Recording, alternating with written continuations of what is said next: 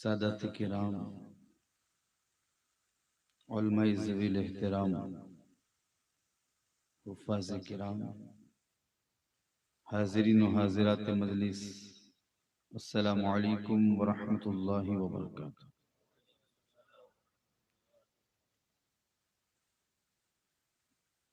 بسم اللہ الرحمن الرحیم، رب اشرح لی صدری ویسر لی امری واحلل عقدۃ من لسانی یفقہوا قولی۔ الحمد للہ، الحمد للہ العلی الکبیر المتعال، والصلاة والسلام على سیدنا ومولانا محمد المتبع في الأحوال والأقوال والأفعال، وعلى آله وصحبه التابعين له في كل حال. أما بعد، فأعوذ بالله من الشيطان الرجيم، بسم الله الرحمن الرحيم. وَأَنْكِحُوا الْأَيَامَ مِنْكُمْ وَالصَّالِحِينَ مِنْ عِبَادِكُمْ وَإِمَائِكُمْ إِنْ يَكُونُوا فُقَرَاءَ يُغْنِهِمُ اللَّهُ مِنْ فَضْلِهِ۔ صدق الله مولانا العظيم، وبلغنا رسوله النبي الأمين المكين الكريم، ونحن على ذلك لمن الشاهدين والشاكرين، والحمد لله رب العالمين۔ مولاي صل وسلم دائما ابدا على حبيبك خير الخلق كلهم، هو الحبيب الذي ترجى شفاعته لكل هول من الأهوال مقتحم۔ يا رب بالمصطفى بلغ مقاصدنا، يا رب بالمصطفى بلغ مقاصدنا، يا رب بالمصطفى بلغ مقاصدنا، واغفر لنا ما مضى يا واسع الكرم۔ انتہائی عقیدت و محبت کے ساتھ بارگاہ رسالت مآب صلی اللہ تعالی علیہ وسلم میں درود پاک کا نذرانہ عقیدت پیش کریں۔ پڑھیں اللہم صلی علی سیدنا مولانا محمد معدن الجود والکرم وآلہ وصحبہ وبارک وسلم، صلاۃ و سلام علیک یا رسول اللہ صلی اللہ تعالی علیہ وسلم۔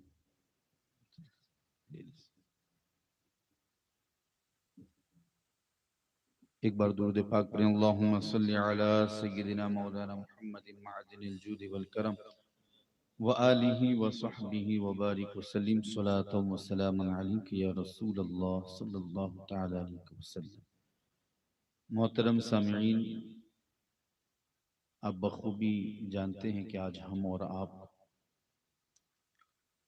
حضرت مولانا طلحہ اشرفی صاحب قبلہ کی نکاح اور ان کی شادی کے حوالے سے ایک محفل میں شریک ہیں اور حاضر ہیں۔ اللہ رب العزت ان کے مقاصد حسنہ کو پورا فرمائے اور ان کی نیک اور جائز تمناؤں کو پورا فرمائے۔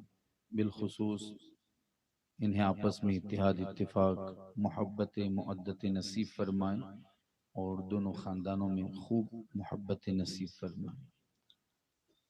میرے بعد آپ کو ہمارے اس علاقے کے ایک بہترین مداح خیر الانام جناب حافظ سفرت صاحب سے نعت اور منقبت کی اشعار ملاحظہ کرنے ہیں۔ ان سے پہلے میں کچھ دین کی باتیں آپ کی سماعتوں کے حوالے کرنے کے لیے آپ پہنچا ہوں۔ تھوڑی دیر کے لیے برداشت کر لیں اور جو بھی باتیں کہی جائیں بغور اس سے ملاحظہ فرمائیں اور رب تبارک و تعالیٰ سے دعا کرے کہ رب قدیر ہم سب کو اس پر عمل کی توفیق عطا فرمائے۔ جس دور میں ہم جی رہے ہیں وہ دور بڑا پرفتن ہے۔ قدم قدم پر فتنے ہمارا استقبال کر رہے ہیں اور بالخصوص ہمارے ایمان پر حملے بھی ہو رہے ہیں۔ یہ بڑا پرخطر دور ہے۔ ایسے دور میں ہم سب کے لیے ضروری ہے کہ ہم اللہ اور اس کے رسول صلی اللہ تعالی علیہ وسلم کے فرامین کے مطابق اپنی زندگی گزارنے کی کوشش کریں۔ یہ ہمارے لیے بہت اہم ہے، اور ہم سب مسلمانوں کو اس بات کی خوشی بھی ہونی چاہیے کہ اللہ رب العزت نے ہمیں مصطفیٰ کریم علیہ الصلوۃ والسلام جیسی ذات عطا فرمائی اور قرآن جیسی کتاب عطا فرمائی۔ ہم سب کو نبی کریم صلی اللہ تعالی علیہ وسلم کا دامن مضبوطی سے تھامنا چاہیے، اور قرآن مجید والفرقان حمید کا دامن بھی مضبوطی سے تھامنا چاہیے، تاکہ اللہ رب العزت ہمیں ایک بہترین معاشرہ، بہترین سماج عطا فرمائے۔ میں نے جس آیہ کریمہ کو اپنا موضوع سخن بنایا ہے، رب تبارک و تعالی اس میں نکاح کرانے کا حکم ارشاد فرما رہا ہے۔ آئیے میں نکاح ایک عظیم سنت اور ہماری نافرمانیاں، اس حوالے سے کچھ باتیں آپ کی سماعتوں کے حوالے کروں۔ نکاح یقیناً یہ بہت بڑی نعمت ہے۔ اللہ رب العزت نے انسانوں کو پیدا فرمایا تو ان کی فطرت میں ایک جنسی جذبہ عطا فرمایا، اور پھر حکم دیا کہ اس جنسی جذبہ کی تکمیل کا انتظام کرو۔ جنسی جذبہ کی جو تکمیل ہوتی ہے اس کے مختلف طریقے ہوتے ہیں۔ ایک تو یہ کہ ہماری فطرت میں وہ جذبہ بھی ودیت کیا گیا، اور پھر ہمیں اس کی تکمیل بھی کرنی، یعنی ہمیں اس کو پورا بھی کرنا ہے۔ اب اگر ہم اس دور کا جائزہ لیں تو ہمیں تین طرح کے لوگ ملتے ہیں اس جنسی جذبے کی تکمیل کی خاطر۔ ایک وہ ہے جو بالکل اس سے الگ ہو چکا ہے، جنہیں ہم جوگی اور راہب کہہ سکتے ہیں، کہ وہ اس بات پر تلے ہیں کہ ہمیں کچھ نہیں کرنا، بلکہ ہمیں اس دنیا کے حوالے سے اور جس طریقے سے آج ہم جو زندگی گزار رہے ہیں اس حوالے سے ہمیں زندگی نہیں گزارنی۔ بالکل انہوں نے اپنے نفس پر پتھر رکھ دیا اور راہبانہ زندگی گزار رہے ہیں، اور وہ یہ سمجھتے ہیں کہ اس طریقے سے اس جنسی جذبے کی تکمیل ہوگی۔ ایک طبقہ وہ ہے جو بالکل آزاد ہو چکا ہے اس حوالے سے، اور جہاں چاہے منہ مارتا ہے اور اس جنسی جذبے کی تکمیل کا وہ ارادہ کرتا ہے اور اپنا کام پورا کرتا ہے۔ لیکن قربان جاؤں مصطفیٰ کریم علیہ الصلوۃ والسلام اور رب تبارک و تعالیٰ کے اس فرمان پر کہ اللہ رب العزت نے ہم مسلمانوں کو اسی جنسی جذبے کی تکمیل کی خاطر نکاح کا حکم عطا فرمایا۔ انسان کو پیدا کیا، جنسی جذبہ بھی دیا، ودیت کیا، ان کی فطرت میں رکھا، اور پھر اللہ رب العزت نے ہمیں اس جنسی جذبے کی تکمیل کی خاطر نکاح کا بھی حکم دیا، اور یہ نکاح اس قدر عظیم ہے کہ وہ نبیوں کی سنت میں شامل ہے۔ اللہ رب العزت نے قرآن میں کئی جگہوں پر اس حوالے سے خوشی کا اظہار بھی فرمایا، اور ساتھ ہی ساتھ نکاح کا حکم دیا اور نکاح کی تاکید کی۔ بلکہ اللہ رب العزت نے اس نکاح کے حوالے سے تو قرآن میں اس آیت کریمہ کو بھی نازل فرمایا کہ جنہوں نے اپنے رب سے دعا کی تھی کہ مالک ہمیں بیویاں عطا فرما اور ہمیں اولاد عطا فرما، اور ان دونوں کے ذریعے ہمیں اپنی آنکھوں کی ٹھنڈک عطا فرما۔ اللہ رب العزت کو یہ جملہ ان کا اتنا پسند آیا کہ رب تبارک و تعالیٰ نے اس کو قرآن کی آیت کے طور پر نازل فرمایا۔ بلکہ رب تبارک و تعالیٰ نے یہ بھی ارشاد فرمایا وَلَقَدْ أَرْسَلْنَا رُسُولًا مِّن قَبْلِكَ، ہم نے آپ سے پہلے بھی کئی رسول بھیجے، اور وہ کون تھے کہ ان کو ہم نے بیویاں بھی عطا فرمائی، یعنی ان کے نکاح ہوئے اور ان کی اولادیں بھی ہوئیں۔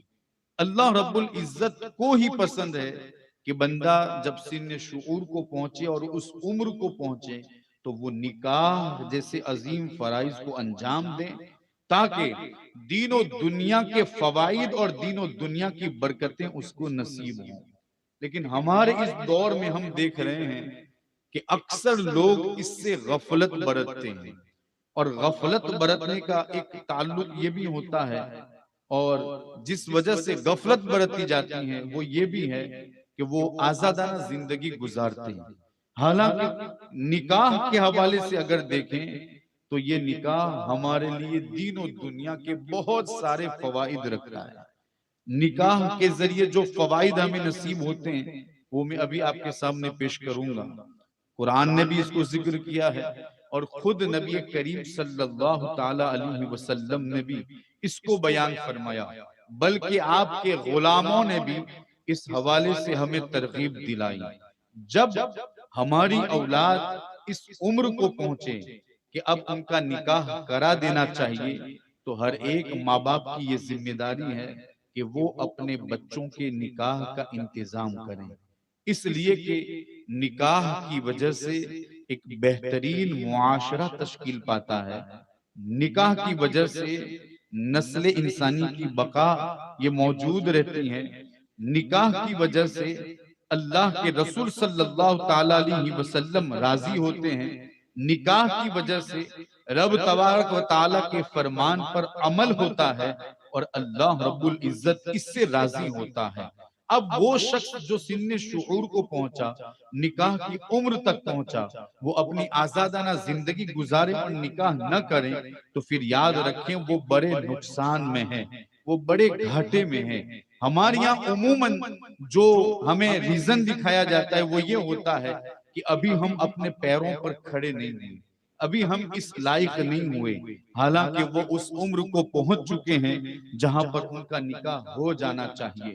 یاد رکھیں نکاح کا سب سے بڑا فائدہ یہ ہے کہ وہ ہمارے معاشرے سے بہت ساری برائیوں کو دور کر دیتا ہے۔ نکاح کی وجہ سے ہمارے معاشرے سے گندی باتیں دور ہو جاتی ہیں، غلط کام دور ہو جاتے ہیں، ایک بہترین معاشرہ نصیب ہوتا ہے، ایک بہترین سماج نصیب ہوتا ہے۔ لیکن اگر حضور کے فرمان پر عمل نہ کر کے اپنے خواہشات پر عمل کرتے ہوئے کوئی نکاح سے دور رہے تو وہ بہت بڑے نقصان میں ہے اور بہت بڑے گھاٹے میں ہے وہ۔ اور پھر وہ جو ریزن ہے وہ یہ ہے کہ ابھی ہم اتنا نہیں کمائے ہیں کہ جتنا کہ ہم نکاح کے تعلق سے رکھ سکتے ہیں اور کما سکتے ہیں۔ حالانکہ اگر ہم مسلمان ہیں تو پھر ہمارے لیے قرآن کافی ہے، قرآن کی آیتیں کافی ہیں، رب کا فرمان کافی ہے، نبی کریم صلی اللہ تعالی علیہ وسلم کا فرمان کافی ہے۔ اب یہ اس لیے بھی ہوتا ہے کہ ہمارے معاشرے میں نیت نئے رواج نے جنم لے لیا ہے، رواجوں نے اس طرح سے جنم لیا ہے کہ شریعتیں چھوٹ رہی ہیں، مصطفیٰ کریم کی سنتیں چھوٹ رہی ہیں۔ اور یہ جو کہا جا رہا ہے کہ ہم ابھی اتنا جمع نہیں کر پائے کہ ہم نکاح کر سکیں، یہ اسی وجہ سے ہے کہ ہمارے یہاں جو رواج ہے، ہمارے سماج نے جس کو جنم دیا ہے وہ بہت خطرناک ہے، یہاں تک کہ فضول خرچی پر مشتمل بھی ہے اور شریعت سے دور کرنے والے بھی ہیں۔ حالانکہ ایک مسلمان کو یہ معلوم ہونا چاہیے کہ اللہ رب العزت نے اس کو رواجوں کا پابند نہیں بلکہ اس کو شریعت کا پابند بنایا ہے، اس کو سنتوں کا پابند بنایا ہے، اس کو یہ حکم دیا ہے کہ تمہیں میرے مصطفیٰ کریم علیہ السلام کے فرمان پر عمل کرتے ہوئے تمہاری زندگی گزارنی ہے، اپنی زندگی گزارنی ہے، نبی کریم صلی اللہ تعالی علیہ وسلم کے احکامات پر عمل کرتے ہوئے تمہیں اپنی زندگی گزارنی ہے، تمہیں رواجوں کو نہیں دیکھنا۔ ہاں اگر یہ رواج ہمارے اس معاشرے میں پیدا ہو چکے ہیں تو یہ سب ہمیں ہی ختم کرنے ہوں گے، میں ہوں، آپ ہے، ہم سب اس کو ختم کریں گے تو انشاءاللہ یہ رواج ختم ہوں گے اور سنتیں پہنچیں گی، اور جہاں سنت نبوی ہوتی ہے وہاں رب کی رحمتوں کا نزول ہوتا ہے، وہاں رب قدیر بھی راضی ہوتا ہے، وہاں مصطفیٰ کریم آمینہ کا لال بھی راضی ہوتا ہے، اور وہاں صرف برکتیں ہوتی ہیں اور وہاں صرف نیکیاں ہوتی ہیں، وہاں گندی باتیں نہیں ہوتی، وہاں غلط کام نہیں ہوتا، صرف اس لیے کہ یہ نبی کریم صلی اللہ تعالیٰ علیہ وسلم کے فرمان پر عمل کرنے کی برکتیں ہیں کہ جہاں ان کے فرمان پر عمل کرتے ہوئے جب دو بندن جڑتے ہیں، دو خاندان ملتے ہیں تو رب تبارک و تعالیٰ بھی راضی ہوتا ہے، اور جب اللہ کی رضا ہمیں نصیب ہوتی ہے تو صرف رضا کیا، اللہ رب العزت جس بندے سے راضی ہوتا ہے رب قدیر اس کی جائز تمناؤں کو پورا بھی فرماتا ہے اور وہاں پر رحمتوں کا نزول بھی فرماتا ہے، اس لیے کہ اس کی رضا سب سے بڑی ہے۔ اب یہ پیغام ملاحظہ فرمائیں، ہر ماں باپ کے لیے پیغام ہے، جب بھی ہمارے بچے اس عمر کو پہنچے کہ ان کے نکاح کا وقت آ جائے تو پھر ہمیں ان کے نکاح کا انتظام کرنا چاہیے، اور وہ نوجوان جو طرح طرح کے ہیلے اور بہانے سے کام لیتے ہیں صرف اور صرف رواجوں کی وجہ سے، چونکہ ابھی ہمارے پاس منڈپ بنانے کے پیسے جمع نہیں ہوئے، ہمارے پاس تو ابھی سوٹ کے پیسے جمع نہیں ہوئے، ہمارے پاس تو ابھی اس کے روپیے جمع نہیں ہوئے، اچھا وہ آئے گی تو اس کو کھلاؤں گا کیا، وہ آئے گی تو اس کو رکھوں گا کہاں، وہ آئے گی تو اس کو پہناؤں گا کیا، ان تمام خیالات کی وجہ سے جو نکاح سے دور رہتے ہیں تو پھر ہوتا کیا ہے، آپ معاشرے پر نگاہ دوڑائیں غلط کام شروع ہو جاتے ہیں۔ وجہ یہ کہ ہم نے قرآن کے فرمان کی طرف توجہ نہیں دی، نبی کریم صلی اللہ تعالیٰ علیہ وسلم کے فرمان کی طرف توجہ نہیں دی، جہاں نکاح ختم ہوتا ہے، جہاں لوگ نکاح سے دور ہوتے ہیں وہاں زنا جنم لیتا ہے، اور جہاں زنا جنم لیتا ہے وہاں صرف نحوستیں ہوتی ہیں، وہاں صرف بے برکتی ہوتی ہیں۔ اگر آپ یہ سوچیں کہ زنا تو صرف عورت اور مرد کے اختلاط کو کہتے ہیں، حالانکہ ایسا نہیں، بد نگاہی کو بھی تو زنا کہا گیا ہے، اس طریقے سے اور بھی بہت سارے کام ایسے جن کا تعلق زنا کے ساتھ ہے، تو وہ تمام کام ہمارے معاشرے میں پیدا ہوتے ہیں۔ وجہ یہ ہے کہ ہم نے قرآن کا دامن چھوڑا، رسول اللہ کی سنتوں کو چھوڑا، مصطفیٰ کریم کے فرمان کو چھوڑا، اور جب اسے چھوڑا تو ہم نحوست کی طرف آ گئے اور ہمارے معاشرے میں صرف نحوستیں پیدا ہو گئی۔ حالانکہ میرے مصطفیٰ کریم نے تو ارشاد فرمایا تم نکاح کو آسان کرو، نکاح کو آسان بناؤ۔ کتنا آسان کریں؟ کہا نکاح کو اتنا آسان کرو کہ زنا کرنا مشکل ہو جائے، نکاح کو اتنا آسان کر دو کہ زنا کرنا مشکل ہو جائے۔ اور یہ زنا کیا ہے؟ زنا ایک بدترین کام ہے، اور اتنا بدترین کام ہے کہ رب تبارک و تعالیٰ اس طرح اس سے ناراض ہوتا ہے کہ جب کوئی مرد کسی عورت سے زنا کرتا ہے تو اس کا ایمان بھی رخصت ہو جاتا ہے اور معلق ہو جاتا ہے۔ یہ زنا کی نحوستیں، اور پھر ہم اگر دیکھیں تو ہمارے معاشرے میں یہ مشاہدتی تجربات ہے کہ ہمارے معاشرے میں زنا کی وجہ سے گھروں میں کس قدر بے برکتی پیدا ہوئی، لاکھوں کماتے ہیں، ہزاروں کماتے ہیں، بلکہ کروڑوں بھی ہمیں نصیب ہو گئے، کروڑوں بھی ہمیں مل گئے، لیکن آج وہ کروڑوں بھی ختم ہو گئے صرف اور صرف بدنگاہی کی وجہ سے، صرف اور صرف غلط کاموں کی وجہ سے، صرف اور صرف زنا کی نحوست کی وجہ سے۔ لیکن اگر ہم سنت نبوی کو عام کرتے، ہم مصطفیٰ کریم کے فرمان پر عمل کرتے تو رب تبارک و تعالی ہماری اس دولت میں بھی اضافہ فرما دیتا، کیونکہ یہ رب ہی کا فرمان ہے۔ وہ لوگ جو کہتے ہیں کہ ہمارے پاس ابھی اتنا جمع نہیں ہوا کہ ہم شادی کے لائق ہوں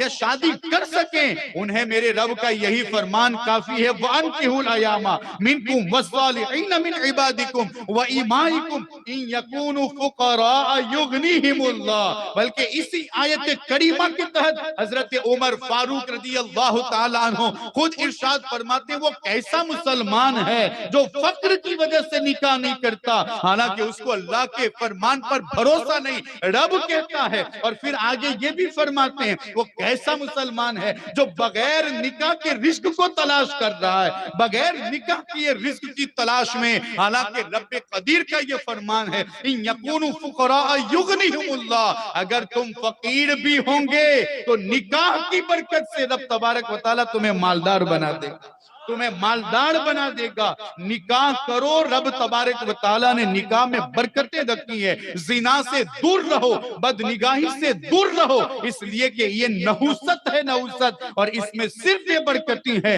جہاں نکاح ہوتا ہے وہاں رب کی رحمتوں کا نزول ہوتا ہے۔ بلکہ نکاح کی محفل کے بارے میں امام اعظم ابو حنیفہ رضی اللہ تعالیٰ عنہ کے ذات کی طرف یہ قول منسوب ہے کہ فرماتے ہیں کہ جس نکاح جس محفل میں نکاح ہو تو یہ محفل اس قدر عظیم ہے کہ 1000 رکعت نماز نفل ادا کی جائے اس سے بہتر ہے کہ نکاح کی محفل میں شریک ہوا جائے. یہ نکاح کی برکتیں ہیں، برکتیں. اور پھر رب قدیر خود فرماتا ہے اگر تمہارے پاس دولت نہیں تو پھر اس میں تمہیں گھبرانے کی بھی ضرورت نہیں ہے، تمہیں پریشان ہونے کی ضرورت نہیں ہے. نان و نفقہ پر اگر آپ قادر ہیں تو پھر تمہیں نکاح کر لینا چاہیے. حالانکہ ہم دیکھتے ہیں ایک وہ شخص جو یقیناً پہلے غریب ہوتا ہے، بلکہ ہمارے محلوں میں آج ایسے اشخاص موجود ہیں، ایسے افراد موجود ہیں کہ نکاح سے پہلے ان کے پاس کچھ بھی نہیں تھا، بلکہ خود ان کے کھانے کے لالے پڑتے تھے، وہ خود محتاج تھا. لیکن جب نکاح کر کے آیا تو رب قدیر صرف اسی کو رزق نہیں دیا، اس آنے والی کا رزق بھی اسے عطا فرمایا. اور اب بہترین زندگی ان کی گزر رہی ہے. اور کیوں نہ ہو، ان اللہ لا یخلف المیعاد، یہ اس رب کا فرمان ہے جو وعدہ خلافی نہیں کرتا. اللہ رب العزت اپنے وعدے سے منہ نہیں پھیرتا. اس کا جو وعدہ ہوتا ہے بندہ عمل کرتا ہے، یہاں رب کا وعدہ پورا ہوتا ہے. اب یہ اس پر کچھ مثالیں میں آپ کے سامنے پیش کروں. ہمارا معاشرہ اس قدر ابتر حالت کی طرف جا رہا ہے کہ اللہ اکبر، میں تو جہاں بھی جاتا ہوں یہ ریکویسٹ اور یہ درخواست ضرور کرتا ہوں، نکاح کرو تو نکاح کو آسان کرو اور غریبوں کو دیکھ کر نکاح کرو، تاکہ تمہارا یہ نکاح کرنا جو آج فضول خرچیوں پر مشتمل ہو جاتا ہے. آپ دیکھیں نا، ہزاروں خرچ کیے جاتے ہیں، لاکھوں روپے ایک ایک شادی میں خرچ کیے جاتے ہیں. ارے یار افسوس تو اس بات پر ہوتا ہے اگر کسی کے پاس ہو پھر بھی اس کو اتنی اجازت نہیں کہ وہ فضول خرچی کرے. لیکن افسوس ہوتا ہے ہمارے مسلمان بھائیوں پر، نہیں ہوتا ہے تو دوسروں سے قرضہ لے کر کرتے ہیں، نہیں ہوتا ہے تو لون لیتے ہیں، نہیں ہوتا ہے تو دوسروں کے وہ محتاج ہوتے ہیں. پھر کیا ہوتا ہے، یہ 2 دن کی خوشی ان کی پوری زندگی پر بھاری پڑتی ہے. ادھر شادی ختم ہوتی ہے، پھر وہی منگتے آنا شروع ہو جاتے ہیں. آج اتنا یہ لینے کے لیے آیا، آج وہ لینے کے لیے آیا. پھر کیا ہوتا ہے، جھوٹ پر جھوٹ، کل دے دوں گا، پرسوں دے دوں گا. ارے کس کے دی اور کس کے باقی رکھے. کبھی گھر میں ہوتا ہے تو بیٹے سے کہتا ہے بیٹا جا بول دے میرا باپ گھر پہ نہیں ہے. یار میرے مصطفیٰ کریم نے تو بہت پہلے بتایا تھا نکاح تمہیں مہنگے کرنے کی ضرورت نہیں ہے، نکاح تو تمہارے لیے اتنا آسان، کتنا آسان ہے. ذرا اندازہ لگائیں، نکاح کے وقت مہر ضروری ہے، لیکن اس مہر کے بارے میں بھی اگر ہم دیکھیں اور غور و فکر کریں تو پھر یار مچل جاتے ہیں کہ یہ اسلام کتنا آسان مذہب ہے، یہ اسلام کس قدر پیارا مذہب ہے، یہ مسلمانوں کو کیسا عظیم درس دیتا ہے. کہ نکاح کے وقت اگر مہر کے حوالے سے اگر ہم دیکھیں تو اگر آپ کے پاس ہے تو اس وقت دے سکتے ہیں، اور اگر آپ کے پاس مہر کے بھی روپیے نہیں تو اور راضی ہے اگر آپ کے قرضے کے حوالے سے تو آپ اس کو قرض رکھتے ہوئے بھی نکاح کر سکتے ہیں. یہ نکاح کا معاملہ ہے. بلکہ اس پر میں مثالیں کچھ پیش کروں. نبی کریم صلی اللہ تعالی علیہ وسلم کے دور میں نکاح کرنے پر دیر نہیں لگتی تھی، بلکہ وہاں تو حالات یہ تھے کہ اگر کسی عورت کوئی بیوہ ہو جاتی تو ابھی تو وہ عدت نہیں گزارتی تھی کہ اس کے کئی رشتے آ جایا کرتے تھے. وہاں پر عمریں بھی نہیں دیکھی جاتی تھی، وہاں پر نہ مرد کی عمر دیکھی جاتی تھی نہ عورت کی عمر دیکھی جاتی تھی. ہاں بس وہ دونوں راضی ہونے چاہیے. اگر وہ دونوں راضی ہو جاتے، آپ دیکھیں حضرت اسامہ بن زید رضی اللہ تعالیٰ عنہ، حضرت اسماء بنت امیس یا فاطمہ بنت قیس، وہ آئی حضور کی بارگاہ میں، کہا حضور میرا نکاح فلاں شخص کے ساتھ کر دیجئے، میں آپ سے مشورہ طلب کرتی ہوں، کیا میں ان لوگوں کے ساتھ نکاح کروں؟ میرے مصطفیٰ کریم نے اپنا چہرہ نیچے کر لیا، پھر سر اٹھایا اور ارشاد فرمایا کہ اگر تم مجھ سے مشورہ لیتی ہوں تو میں ان تینوں کو منع کرتا ہوں. میں تمہیں یہ کہتا ہوں کہ اسامہ بن زید سے تم نکاح کر لو. کہتے ہیں کہ اسامہ بن زید عمر میں بہت کم تھے اور وہ بہت عمر رسیدہ تھی، لیکن ان کا نکاح ہو گیا صرف اس لیے کہ یہ نکاح کرانے والے کوئی اور نہیں، آمینہ کے لال تھے، میرے مصطفیٰ کریم تھے. اور یاد رکھیں اللہ رب العزت کی ذات کے بعد ہم غلاموں پر سب سے زیادہ رحم فرمانے والی اگر کوئی ذات ہے تو وہ آمینہ کے لال کی ہے. مصطفیٰ کریم نے جب وہ نکاح کرایا تو خود وہ کہتی ہیں میں عمر رسیدہ تھی، اسامہ چھوٹے تھے عمر میں، لیکن ہماری زندگی ایسے گزری جیسے لوگ ہم عمر گزارا کرتے ہیں. ہماری زندگی میں کبھی کوئی الجھن پیدا نہیں ہوئی، نہ آپسی چپکلش پیدا ہوئی. وہ مجھ سے خوش تھے، میں ان سے خوش رہی ہوں، اور پھر اسی طریقے سے ہماری زندگی گزرتی گئی. اور پھر میں آپ کو بتاؤں، حضور علیہ السلام کی بارگاہ میں ایک عورت آئی. اس عورت نے آ کر کہا کہ حضور آپ مجھ سے نکاح کر لیجئے یا کسی اور سے میرا نکاح کرا دیجئے۔ حضور نے اپنا چہرہ نیچے کر لیا، پھر ایک صحابی وہاں پر پہنچے اور انہوں نے کہا حضور میرا نکاح ان سے کر دیجئے۔ اب نبی کریم صلی اللہ تعالیٰ علیہ وسلم نے ان کی طرف دیکھا تو پھر حضور راضی ہو گئے، کہا تمہارے پاس جو کچھ ہیں وہ لے آؤ۔ اب حضور علیہ السلام نے جب ان کو یہ کہا نا کہ تمہارے پاس جو کچھ ہے لے آؤ، تو وہ فوراً ان کے چہرے سے آثار بتا رہے تھے کہ ان کے پاس کچھ نہیں ہے۔ میرے مصطفیٰ کریم نے کہا جاؤ دیکھو گھر پر کچھ ہو، کہتے ہیں گھر پر گئے تلاش کیا پھر بھی کچھ نہ ملا۔ اللہ اکبر، ذرا اندازہ تو لگا، گھر پر گئے پھر بھی کچھ نہیں ملا، واپس آئے میرے مصطفیٰ کریم سے کہا کہ حضور مجھے کچھ نہیں ملا، میرے گھر میں کچھ نہیں ہے۔ وہ لوگ سنیں جو اپنی شادیوں میں ہزاروں خرچ کرتے ہیں اور غریبوں کی طرف توجہ نہیں دیتے۔ یہاں پر یہ بات بھی میں عرض کرتا چلوں، نیت نئے رواج، اور اب تو گاڑیوں والا موسم ہمارے گجرات میں آ رہا ہے۔ اللہ اکبر، شادی کے دن عورت کو بدائی کرتے وقت، رخصت کرتے وقت، بیٹی کے وقت ان کو گاڑیاں دی جاتی۔ اللہ اکبر، آپ باپ ہیں کوئی حرج نہیں، اگر آپ دینا چاہتے ہیں تو دیجئے، لیکن شادی کے دن نہ دیجئے۔ دوسرے اور دنوں میں اگر دینا چاہتے ہیں تو دے سکتے ہیں، کیونکہ آپ ایک باپ ہیں، آپ کو دینا چاہیے، کوئی حرج نہیں، اگر اللہ نے نوازا ہے تو دیجئے، لیکن شادی کے دن نہ دیجئے، اس لیے کہ اگر شادی کے دن دیں گے تو پھر یہ ہوگا کہ وہ رواج ہو جائے، پھر یہ بھی ہوگا ہمارے محلے کی وہ لڑکی جو غریب ہے اور غربت کی زندگی گزار رہی ہے، باپ تھیلا لے کر نکلتا ہے، کچھ بیچتا ہے تو رات کے کھانے کا انتظام ہوتا ہے، اور پھر حالت یہ ہوتی ہے ہمارے رواجوں کی وجہ سے کہ وہ باپ رات ہوتی ہے تو کمبل اوڑھ کر آنسو بہاتا ہے کہ میری بیٹی جوان گھر میں ہے، لیکن اس کا کوئی رشتہ نہیں آتا۔ رشتہ کیوں نہیں آتا؟ صرف اس لیے نہیں آتا کہ وہ غربت کی زندگی گزار رہی ہے۔ یہ سب کچھ ہمارے نت نئے رواجوں کی وجہ سے ہیں۔ دیکھیں نا ایسے ایسے رواج کہ شریعت سے کوئی تعلق نہیں۔ ہمارے یہاں جب بیٹی کی رخصتی ہوتی ہے سارا سامان باہر رکھ دیا جاتا ہے، لوگوں کو دکھانے کے لیے میں نے یہ بھی دیا یہ بھی دیا۔ یہ کیا ضرورت ہے بھائی؟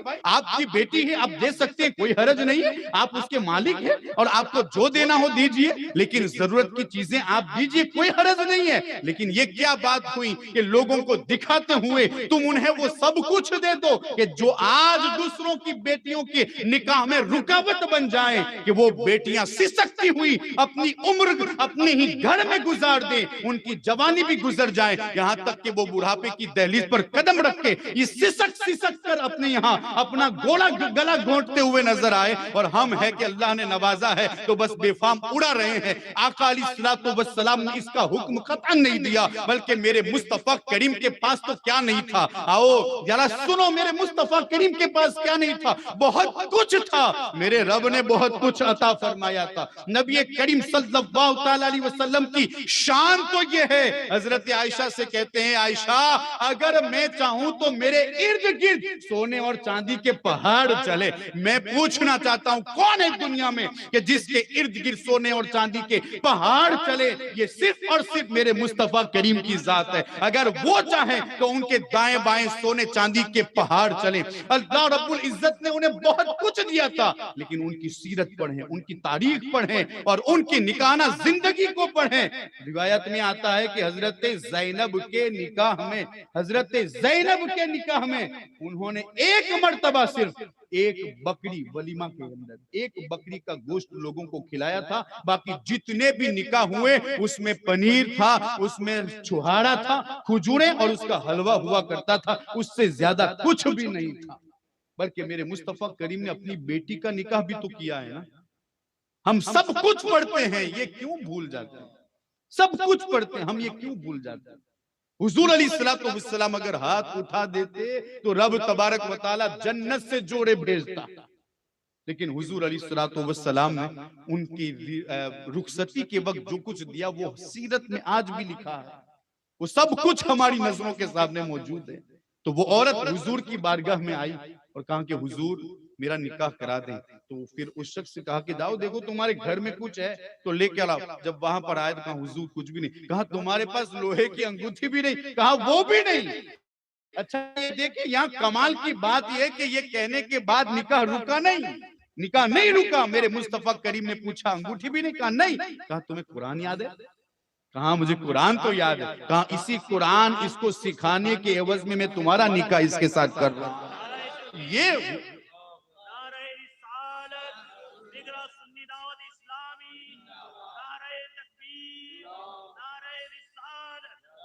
یہ نبی کریم صلی اللہ تعالی علیہ وسلم کے دور کا نکاح ہے. ایک ایک عورت ان کے شوہر کے انتقال کے بعد نہ جانے کتنے دوسرے شوہروں سے شادیاں کرتی تھی. حضرت عاتقہ بنت زید ان کا نکاح نہ جانے کتنے شہداء کے ساتھ ہوا. سب سے پہلے آپ کا نکاح حضرت عبداللہ ابو بکر صدیق کے بیٹے سے ہوا. جب وہ طائف کے غزوے میں شہید ہوئے تو ان کا نکاح زید بن خطاب کے ساتھ ہو گیا. جب وہ بھی شہید ہو گئے تو ان کا نکاح عمر فاروق رضی اللہ تعالیٰ عنہ کے ساتھ ہوا. جب وہ بھی شہید ہو گئے تو پھر ان کا نکاح دوسرے ایک صحابی رسول سے ہوا. اور جب وہ بھی شہید ہوئے تو حضرت حسن بن علی رضی اللہ تعالیٰ عنہ کے ساتھ ان کا نکاح ہوا. یہاں تک کہ آپ کو زوجۃ الشہداء کہا جاتا. یہ حضور کا دور تھا, کتنا نرالا دور تھا, نکاح کتنا آسان ہے. یہی تو وجہ ہے کہ حضور علیہ السلام ارشاد فرماتے ہیں کہ نکاح میں سب سے آسان اور سب سے بہترین نکاح وہ ہے کہ جس میں خرچہ کم ہو, جس میں خرچہ کم ہو. کئی مثالیں حضور علیہ السلام کی زندگی کی مل رہی. ایک شخص حضور کی بارگاہ میں کہا, حضور میرے پاس کچھ نہیں ہے, دنیا نے پیٹھ پھیر لی ہے اور میں مفلسی کا شکار ہو چکا ہوں, افلاس نے گھیر لیا ہے. میرے مصطفیٰ کریم نے ارشاد فرمایا نکاح کر لو. اب وہ شخص وہاں پر پہنچے تو انہوں نے سوچا کہ یہاں خود اپنا معاملہ ہے, میں خود افلاس کا شکار ہوں, محتاج ہوں, تو پھر ہوگا کیا. لیکن حضور کا فرمان تھا اور وہ سمجھ گئے کہ مصطفیٰ کریم مجھ سے زیادہ جانتے ہیں, میرے لیے بہتر کیا ہے. کہتے ہیں وہ گئے اور انہوں نے نکاح کیا. تھوڑے دن کے بعد وہ لوٹے اور کہا حضور اللہ نے بہت نوازا ہے, میرے مصطفیٰ کریم نے ارشاد فرمایا ہاں تمہاری قسمت میں رزق نہیں تھا, آنے والی کی قسمت میں رزق تھا. اللہ رب العزت نے اس آنے والی کی صدقے میں تمہیں بھی رزق سے مالا مال فرمایا. رزق دینا یہ میرے رب کا کام ہے یار. بندہ کیوں سوچے کہ کیا ہوگا. ہاں فکر ہوتی ہے, کرنی بھی چاہیے, اور اس کے لیے بہت سارے ذرائع کہ اس کو دور کیا جائے. لیکن اگر اس وجہ سے ہم نکاح روکتے ہیں تو پھر یاد رکھیں اللہ رب العزت خود فرماتا ان یکونوا فقراء یغنیہم اللہ. یہاں پر ہمارے مفسرین یہ بھی فرماتے ہیں کہ ایک ایسا شخص کہ جو صرف ایک شخص کا کماتا تھا اور وہی کھاتا تھا, تو یہاں فقراء یغنیہم اللہ کا مطلب یہ بھی ہے کہ اب اتنا ہی کھانا جب وہ دو ہو جاتے ہیں تو اللہ رب العزت ان دونوں کو کافی کر دیا کرتا ہے. ان یکونوا فقراء یغنیہم اللہ. اگر اس وجہ سے ہمارے نکاح روکے جاتے ہیں تو پھر مصطفیٰ کریم فرماتے ہیں کہ تم غلطی پر ہو, نکاح جلدی کرو. نکاح جلدی کرنے کی وجہ سے اللہ رب العزت ہماری نسل میں بھی برکتیں عطا فرمائے گا اور ہمارے معاشرے میں بھی برکتیں عطا فرمائے گا. یہ دنیا ختم ہوتی ہوئی نظر آئے گی, یہ بدنگاہیاں ختم ہوتی ہوئی نظر آئے گی, اور جہاں سے یہ بدنگاہیاں دور ہوگی وہاں صرف برکت الہی ہوگی, وہاں صرف اللہ کی رحمت کا نزول ہوگا. بس شرط اتنی ہے کہ ہم نکاح کو آسان کریں اور نکاح کریں, وقت آنے پر نکاح کریں. اچھا سوال یہ پیدا ہوتا ہے کہ اب نکاح کس سے کریں, تو میرے مصطفیٰ کریم نے اس حوالے سے بھی ارشاد فرمایا کہ نکاح ہمیں کس سے کرنا چاہیے. نکاح نبی کریم صلی اللہ تعالی علیہ وسلم ارشاد فرماتے ہیں, سنیں توجہ کے ساتھ سنیں, نکاح کس سے ہونا چاہیے, ادھر ادھر منہ نہ ماریں. نکاح اس سے کیجئے جس کے حوالے سے میرے مصطفیٰ کریم نے اپنا فرمان جاری کیا. لوگ حسب کو دیکھ کر, نسب کو دیکھ کر, جمال کو دیکھ کر, دولت کو دیکھ کر نکاح کرتے ہیں. حضرت ابو ہریرہ سے یہ نصیحتیں ہوتی ہیں. حالانکہ حضرت ابو ہریرہ رضی اللہ تعالی یہ اصحاب صفہ میں سے ہیں. کہتے ہیں حضور نے فرمایا کہ لوگ حسب و نسب اور جمال اور دولت کو دیکھ کر نکاح کرتے, خوبصورتی کو دیکھ کر نکاح کرتے ہیں, اور دین کو دیکھ کر نکاح کیا جاتا ہے. یہ چار معیار ہیں. ابو ہریرہ تم ہمیشہ دین دیکھ کر نکاح کرنا. دیندار عورت جس معاشرے میں آتی ہے رب تبارک و تعالیٰ اس کے قدم میمنت لزوم کی برکت سے اس معاشرے کی برائیاں بھی دور فرما دیتا ہے. دیندار پرہیزگار عورت جس گھر میں قدم رکھتی ہے, اگر اس گھر میں بھی برائیاں ہو تو رب تبارک و تعالیٰ ان برائیوں کو دور فرما دیتا ہے. یہ دیندار عورت, بلکہ میں آپ کو بتاؤں یہ عورت اگر دیندار ہو اور گھر کا ماحول خراب ہو, شوہر بھی خراب ہو, رب تبارک و تعالیٰ انہیں تو دین عطا کر ہی دیتا ہے, آنے والی نسلوں کو بھی اللہ رب العزت دین عطا فرماتا ہے، صرف اس دیندار عورت کی خاطر۔ یہی وجہ ہے کہ حضور فرماتے نکاح کرو، اور نکاح ایسی عورت کے ساتھ کرو کہ جو دیندار ہو۔ جس دیندار عورت سے تم نے نکاح کر لیا تو پھر آقا فرماتے ہیں کہ ایک عورت، اور وہ بھی نیک ہو، اگر وہ تمہیں میسر آ جائے تو یہ رب کی طرف سے بہت بڑی نعمت تمہیں نصیب ہو گئی۔ معاشرہ تو بتاتا ہی ہے کہ کتنی بڑی نعمت ہے ایک عورت اگر دیندار، لیکن ہمارا معیار اس پر بھی آپ دیکھیں، جب دیکھنے کے لیے جاتے ہیں تو سب سے پہلا جو سوال ہوتا ہے نا، کتنی پڑھی ہو اسکول میں، یہی معاملہ ہوتا ہے، اسکول میں کتنی پڑھی ہو۔ یار اس کو یہ پوچھ کہ تجھے آیت الکرسی بھی آتی ہے کہ نہیں، اسے یہ پوچھ، اسے یہ نہ پوچھ کہ تو اسکول میں کتنی پڑھی ہے۔ اسکول میں پڑھی ہے تو ٹھیک ہے، لیکن دین بھی اس کے پاس ہے یہ نہیں، وہ سب سے پہلے ہمیں دیکھنا ہے، اور یہی میرے مصطفیٰ کریم کا حکم۔ لیکن اس میں بھی ہم اگر دیکھیں تو حضور علیہ السلام کے فرمان کے خلاف، اللہ ماشاءاللہ سب کی بات نہیں کرتا، بہت سارے لوگ دیندار بھی پہلے ہی دیکھتے ہیں پھر پوچھتے بھی ہیں۔ وجہ یہ ہے کہ اگر عورت قرآن پڑھنا جانتی ہو، اگر عورت نمازی، سب کچھ پوچھیں گے، کیا بنا لیتی ہو، کیا کھلا سکتی ہو، کیا دے سکتی ہو، سب کچھ پوچھ لیں گے۔ لیکن اگر پوچھنے کی توفیق نہیں تو یہ نہیں پوچھیں گے تمہیں کلمہ بھی یاد ہے یا نہیں، تم نماز بھی پڑھتی ہو یا نہیں، تمہارے اندر دین کتنا ہے، اور سب سے بڑی بات مجھے بتاؤ کہ تم عشق رسالت سے سرشار ہو یا نہیں، تم عشق رسالت سے بھی سرشار ہو یا نہیں، تم عاشق رسول بھی ہو یا نہیں، یہ تو کوئی پوچھتا ہی نہیں ہے۔ اللہ اکبر الا ماشاءاللہ۔ تو ہمیں تو یہ پوچھنا چاہیے کہ تم قرآن کتنا پڑھتے ہو۔ میں آپ کو بتاؤں، رات کو 2 بجے اگر بچہ بیمار ہو جائے تو ڈاکٹروں کو تلاش کرو گے، ڈاکٹر کو بعد میں تلاش کرنا۔ اگر عورت قرآن پڑھی ہوئی ہوگی تو سب سے پہلے آیت الکرسی پڑھ کر دم کرتی ہوئی نظر آئے گی اپنے بچے پر، اور اگر اسے معوذتین یاد ہوگی، قل اعوذ برب الفلق قل اعوذ برب الناس، اگر وہ قرآن پڑھنا جانتی ہوگی، ڈاکٹر کی ملاقات بعد میں ہوگی، وہ قرآن پہلے پڑھے گی۔ اور یاد رکھنا، ماں کی طرف بھی ہو اور لبوں پر قرآن بھی ہو، رب تبارک و تعالی وہاں برکتوں کا نزول فرماتا ہے، بیماریاں دور فرماتا ہے اور شفا کو نازل فرماتا ہے۔ یہ دیندار عورت کے ساتھ نکاح کرنے کی یہ برکتیں ہوتی ہیں، اور جب وہ دیندار گھر میں آتی ہے تو پھر یاد رکھیں، یہ دینداری کا مسئلہ 1-2 دن کا نہیں ہوتا، 1-2 دن کا نہیں ہوتا یہ دینداری کا مسئلہ، یہ تو اب نسلوں تک چلنے والا ہے۔ بلکہ قرآن اور احادیث طیبہ کے نچوڑ کے حوالے سے اگر ہم پڑھیں نا، تو صرف اور صرف ہماری نسلیں اچھی ہوں، ہماری نسلیں، ہماری اولاد یہ اچھی ہوں اور اچھے معاشرے میں بڑے بڑے، نکاح سے پہلے ہی اسلام کہہ دیتا ہے کہ اب سنبھل جائیں، اب سنبھل جائیں۔ جس وقت بلوغت کی زمین پر قدم رکھتے ہو تو اس وقت اسلام کہتا ہے کہ اب سنبھل جاؤ، اب تمہارا نکاح ہونے والا ہے، وہ تمام غلط عادتیں چھوڑ دو، اب تم تنہا نہیں رہو گے، 2 ہو جاؤ گے۔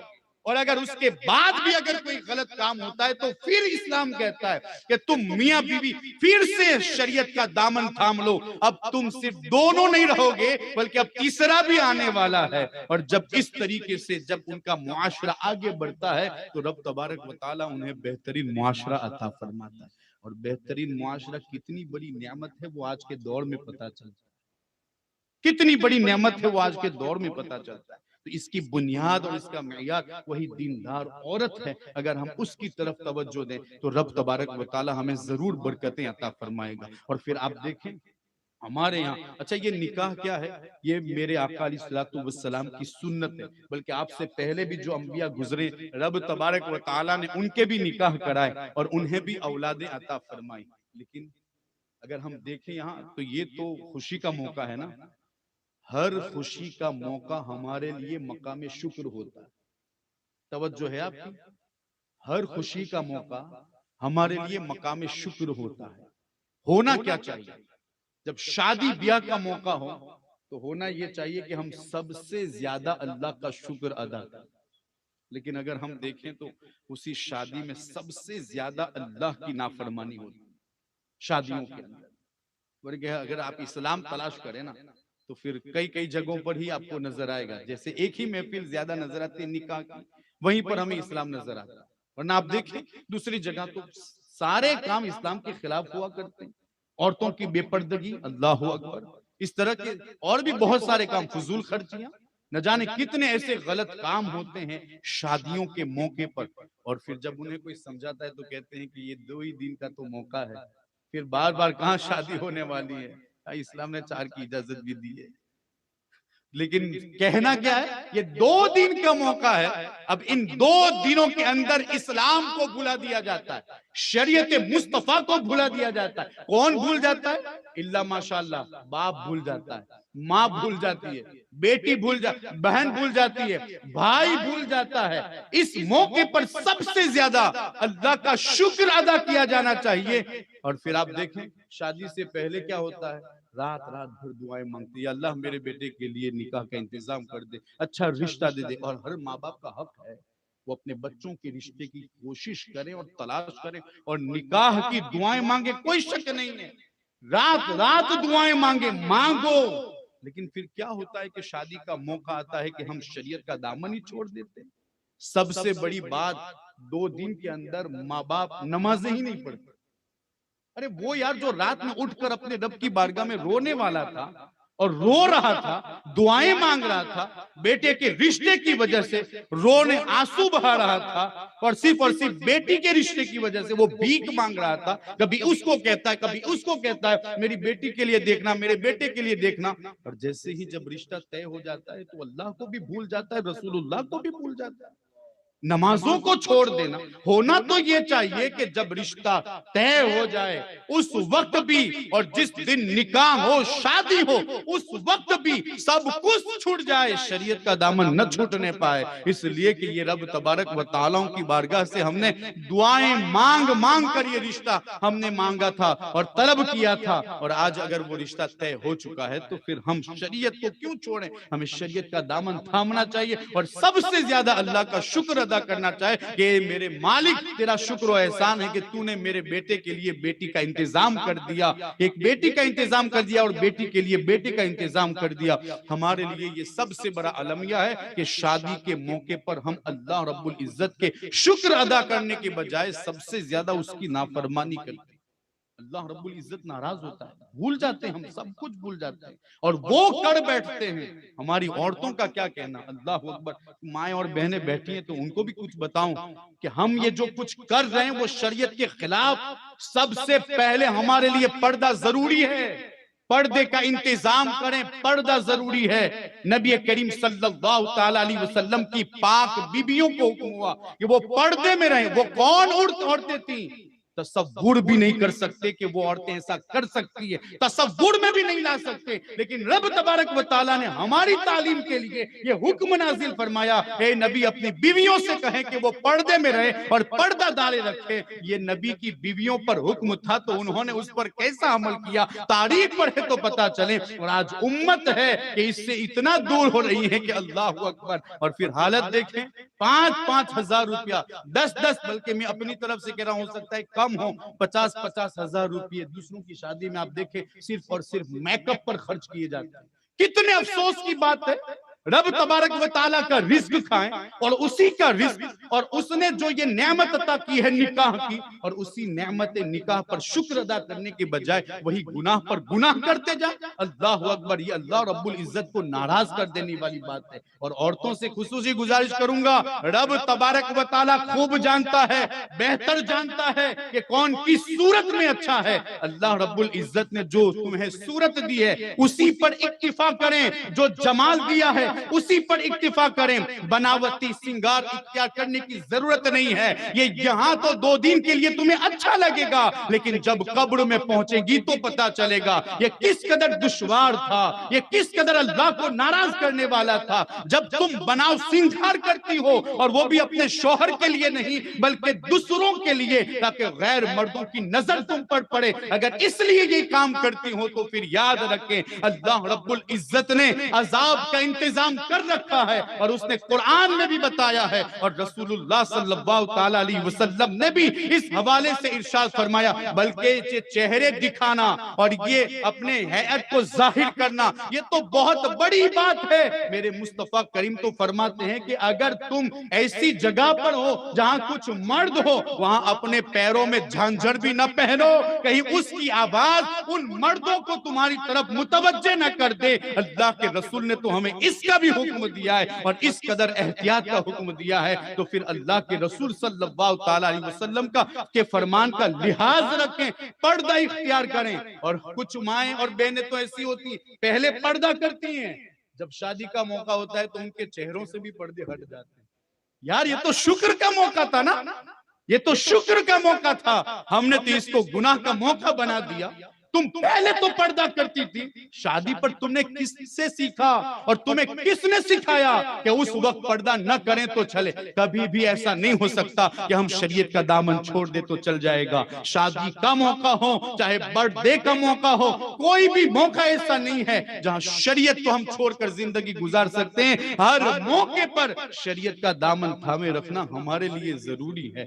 بہت ساری نافرمانیاں ہماری شادی کے موقع پر ہوتی ہیں، اگر ایک ایک کر کے ہر ایک کو بتائی جائے تو وقت کافی گزر جائے گا۔ اور چونکہ میرے بعد ایک بہترین مدہ خیر الانام کو بھی آپ کو سماعت کرنا ہے اور پھر انہیں ملاحظہ فرمانا ہے، کلام رضا اور دیگر شعراء کے کلام آپ کو ملاحظہ کرنا ہے، بس میں انہی باتوں پر اپنی اس گفتگو کو ختم کرتا ہوں۔ شریعت کا دامن کبھی نہ چھوڑیں، جس حال میں بھی ہوں، چاہے کسی بھی حال میں رہیں، شریعت کا دامن چھوٹنے نہ پائے۔ یہاں تک کہ میں آپ کو ایک بات اور بتاؤں، کھانوں کے اندر ہماری جو فضول خرچیاں ہوں، اچھا اللہ نے دیا ہے نا، رب نے نوازا ہے تو ٹھیک ہے کھلائیے، اچھا کھانا کھلانا یہ صدقہ ہے، اچھی نیت کے ساتھ کھلانا کیا ہے؟ صدقہ ہے۔ لیکن ہماری شادیوں کے موقع پر آپ دیکھیں ہمارے یہاں اناج کا بیگار کتنا بیگار ہوتا ہے۔ اچھا اناج، یہ شادیاں چھوڑ دیجئے، نیاز کہاں گئے تھے؟ غوث اعظم 11ویں خانے، نیاز خان، اچھا اب اس کو وہاں پر دیکھیں تو اناج کے دانوں پر دوڑتا ہوا نظر آتا۔ کتنے افسوس کی بات ہے، کتنے افسوس کی بات ہے۔ شادی کے موقع پر تو الحمدللہ سب کے لیے بنا ہوتا ہے تو لوگ ناپ کا اتارتے ہیں، لیکن جہاں نیاز اور یہ کہا جائے نا کہ مختصر دیگیں ہیں، وہاں پر آپ دیکھ لیجئے کیا ہوتا ہے۔ وہاں مومن کی دریا دلی دیکھ لیجئے، ان کی رحم دلی دیکھ لیجئے، گویا کہ اس نے کبھی کھایا ہی نہیں ہے اور کبھی اس کو ملنے والا بھی نہیں، یہ آخری کھانا ہے اس کا، بس یہ اس کا آخری کھانا ہے، اس کے بعد اس کو کھانا میسر نہیں ہوگا۔ ایسی کیفیت ہمارے یہاں نیازوں میں ہو جاتی ہے، ہمارے یہاں شادیوں میں ہو جاتی ہے، اور اس کی وجہ سے اناج میں بیگار پیدا ہوتا ہے۔ آؤ میں آپ کو بتاؤں، ہم جو پلیٹوں میں اور یہ تھالوں میں چھوڑ کر چلے جاتے ہیں نا، اس کو معمولی نہ سمجھنا، پلیٹ میں بھی وہ دانہ جس کو ہم کھا سکتے ہیں اور وہ ہمارے لیے نقصان دہ نہیں ہے تو اس کو بھی کھانا یہ ہمارے لیے ضروری ہے، اس لیے کہ جو یوں ہی چھوڑ کر چلا جاتا ہے تو وہ پلیٹ بھی اس کے لیے اور وہ اناج کا دانہ بھی اس کے لیے بد دعائیں کرتا ہے۔ ہمارے پاس بہت کچھ تھا، ہم نے کھو دیا، آج ہم خود محتاج ہو گئے۔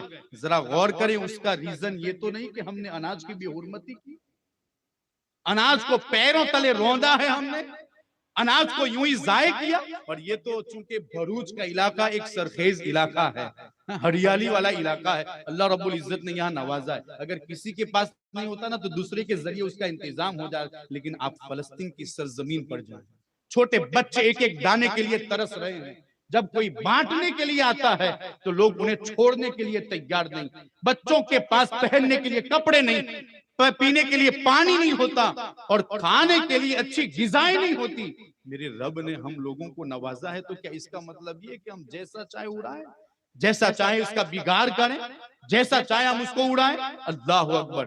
بچوں کی پیدائش پر کیک کاٹے جاتے ہیں، شادیوں پر کیک کاٹے جاتے ہیں، یہ فضول خرچیاں کیوں کہہ رہا ہوں؟ کھانا یہ ہمارے لیے جائز ہے، کوئی حرج نہیں، لیکن کھائیں تو ہمارے یہاں تو برتھ ڈے ہوں یا پھر شادی کا کیک ہوں، اس پر تھوڑا سا کھاتے ہیں، باقی سب لوگوں کے چہروں پر ملا جاتا ہے۔ یہ فضول خرچیاں، یار کب تک فضول خرچی کرتے رہیں گے؟ ان المبذرین کانوا اخوان الشیاطین، کہ یہ فضول خرچی کرنے والے شیطان کے بھائی ہوتے ہیں، شیطان کے بھائی ہوتے ہیں فضول خرچی کرنے والے۔ یار اللہ کے رسول صلی اللہ تعالیٰ علیہ وسلم کے فرامین کو پڑھا کرو اور اس کو سمجھا کرو۔ میرے مصطفیٰ کریم کیا ارشاد فرماتے ہیں، ہم جو پلیٹوں میں بچا کر چلے جاتے ہیں ذرا اس کے بارے میں سن لیجئے، اور یہ صرف شادی کے لیے نہیں، یہ نیاز کے لیے نہیں، بلکہ اپنے گھروں میں بھی جتنا آپ کھا سکتے ہیں اتنا اتاریے، اس لیے کہ پیٹ میں اتنا ہی جائے گا جتنا رب چاہے گا۔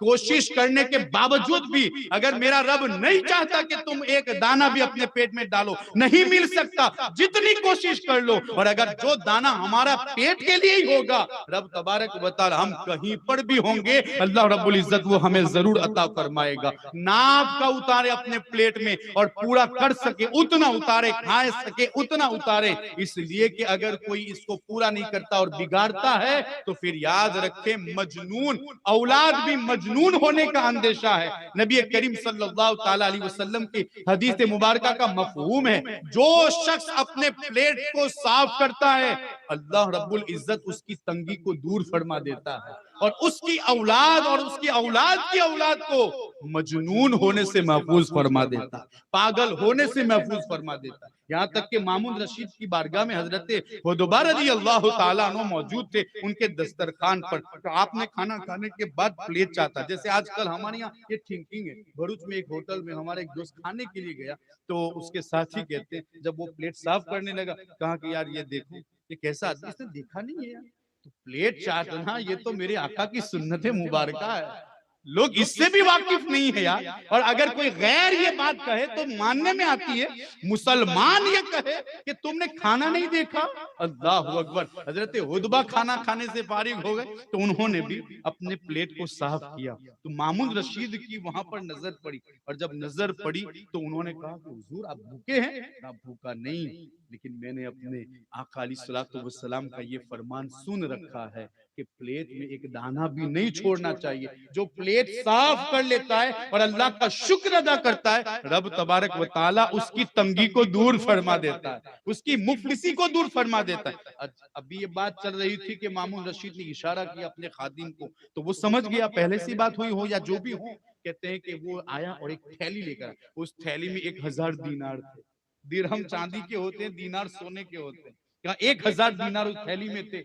तो फिर जब वो वहां पर पहुंचा तो उस वक्त मामून रशीद ने उसको हाथ में लिया और हाथ में लेकर हजरत हुदैबा को दे रहा है। कहा हुजूर ये मेरी तरफ से तोहफा कबूल फरमा लें। ये थैली हाथ में पकड़ने के बाद हजरत हुदैबा फौरन मुस्कुराते और कहते हैं, देखो ये सुन्नत मुस्तफा पर अमल करने का ये नतीजा और उसकी बरकतें मुझे दस्तरखान पर ही नजर आ गई। मैंने तो अपने आका की सुन्नत अदा की थी और मेरे आका की ये सुन्नत है कि प्लेट के दाने को साफ किया जाए, मैंने तो हुजूर की सुन्नत पर अमल किया था। मेरे रब ने दस्तरखान से उठने भी न दिया और उससे पहले 1000 दीनार अता फरमा दिया। हुजूर की सुन्नत में बरकतें हैं, हमारे रिवाजों में बरकतें नहीं है। इसलिए हमें अपने रिवाजों को छोड़ना चाहिए। वो तमाम रिवाजें जो हमें जहन्नम की तरफ ले जाएं, हमें उसको खत्म करना चाहिए। और एक बात, बस आखिरी बात, हमारे यहाँ एक माहौल है कि अगर हल्दी लगाएं तो भाभी ही लगा सकती है, कोई और नहीं लगा सकती। हमारे यहाँ ये माहौल, औरतें खास करके ये कहते हैं ना, दूसरा नहीं लगा सकता, सिर्फ और सिर्फ भाभियां लगा सकती है। यार जिस चीज से अल्लाह के रसूल ने दूर रहने का हुक्म दिया, वो उतनी ही अच्छी तरह से अदा किया जाता है, इतनी अच्छी तरह, इतना एहतमाम, अल्लाह अकबर, सिर्फ और सिर्फ एक नाजायज काम के लिए, नाजायज काम के लिए इतना बड़ा एहतमाम भाभियां ही लगा सकती है। हालांकि हुजूर तो फरमाते हैं कि देवर मौत है, मौत है, हर भाभी को उससे दूर रहना चाहिए, बल्कि किसी भी गैर मर्द को, गैर महरम औरतों को एक दूसरे से इख्तिलात करना जायज नहीं है, न एक दूसरे को छूना जायज है। और यहाँ पर हल्दी के नाम पर क्या क्या होता है, अल्लाह की पनाह, ये सारी नाफरमानियां ये हमें जहन्नम की तरफ ले जाने वाली है। इसलिए रिवाजों को छोड़िए। हमारे असलाफ क्या करते थे, हमारे बूढ़ों, हमारे पूर्वज क्या करते थे, उन तमाम चीजों को शरीयत मुस्तफा के सामने रखे, कुरान और हदीस के सामने रखे। अगर इनका टकराव अगर हदीस से या फिर किसी भी कुरान की आयत से होता है तो फिर रिवाज को छोड़ दीजिए, चाहे वो कितने ही सालों से किया जाता हो। इसलिए कि हमारे लिए वही करना जायज है जो कुरान और हदीस से हमारे लिए साबित है। रिवाज अगर इससे टकराता है तो फिर हमें रिवाज को छोड़ना होगा, हमें हदीस का दामन पकड़ना होगा। तो वो तमाम रिवाज के जो हमें जहन्नम की तरफ ले जाने वाले हैं, आप उससे नजात पाइए, मैं भी उससे नजात पाऊं, हमारा मुआशरा उससे नजात पाए। जिस दिन हमें ये दौलत नसीब हो गई और हमारे निकाह हमारे बुजुर्गान दीन के फरमान के मुताबिक होने लगे, तो फिर याद रखें उसमें सिर्फ और सिर्फ बरकतें होंगी, उसमें सिर्फ रहमतें होंगी, और ये रहमतें हमारी नस्लों तक हमें काम आएंगी।